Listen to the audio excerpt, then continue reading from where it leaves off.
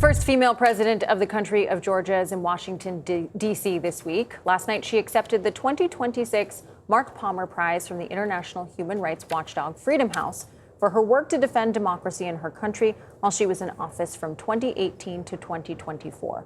Salomé Zourabichvili spent many years as a French diplomat before becoming Georgia's fifth president.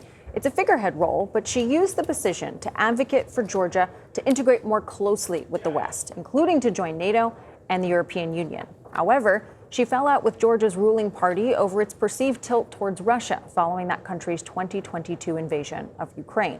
We should note that Georgia's last elections in 2024 were widely condemned, and the European Parliament and Ukraine still recognize her as the legitimate leader of the country. And she joins us now, I'm pleased to say. So thank you so much for joining us, and congratulations on your award. Thank you very much.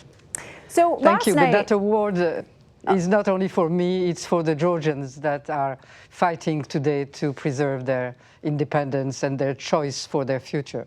So I want to start there, because last night, while accepting that award, you said it takes a long time to construct democracy, but a short time to destroy it. How do you continue to hold on to that fight when there is so much political opposition happening in your country?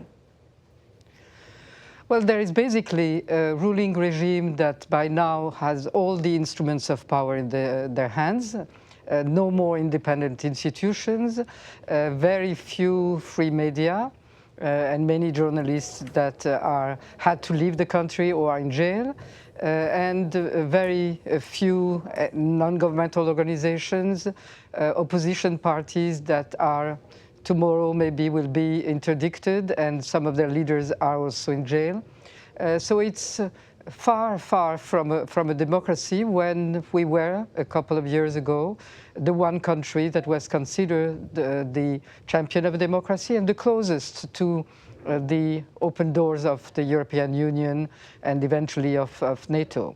And yesterday we witnessed the first steps of Ukraine and Moldova towards this European integration, and where Georgia should have been. Georgia is not, because of the pressures of Russia and because of the regime that is currently holding its positions in Georgia. Madam President, in your speech, you also said that Russia is testing Georgia. Explain to our audience how. Russia is testing not Georgia.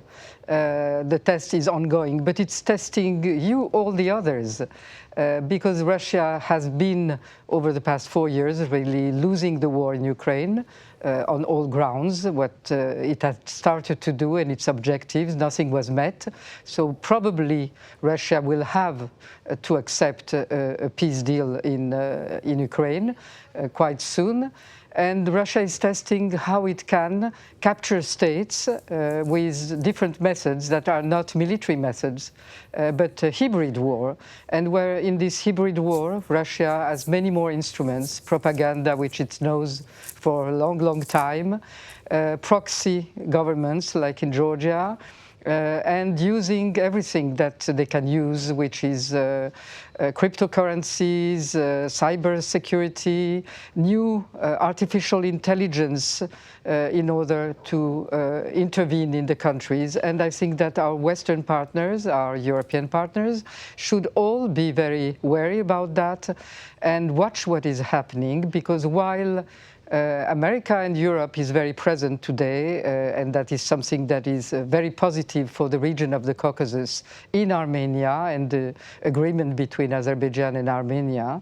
That region will not be stable and will not fulfill all its possibilities for our partners if Georgia is still under the control, direct or indirect, of Russia. Russia does not need military control of this region. It has occupied territories. It needs to control and to have a rather unstable situation which favorizes everything, that you can have trafficking, you can have what we've seen, the shadow fleet of Russia stopping in Georgian ports. So it's very convenient for Russia. The main thing for Russia is not to let America and Europe to take hold in that region, stabilize it, develop it, and make it a real cooperation place. You know, there's so many geopolitical, I guess, chess pieces moving right now, if you will. What is it like living with the tension of the nearby war with Iran, Ukraine, bordering Russia, because all of these different things impact each other? Everything impacts us because we're right in the middle of that, without being in any of the conflicts, but we are in the middle of that. And that means that we are the forgotten hidden war, I would say, because as I said, it's a hybrid war that is ongoing, but there are so many open crises and wars around this small region that nobody has really the priority turned towards Georgia, while Russia has.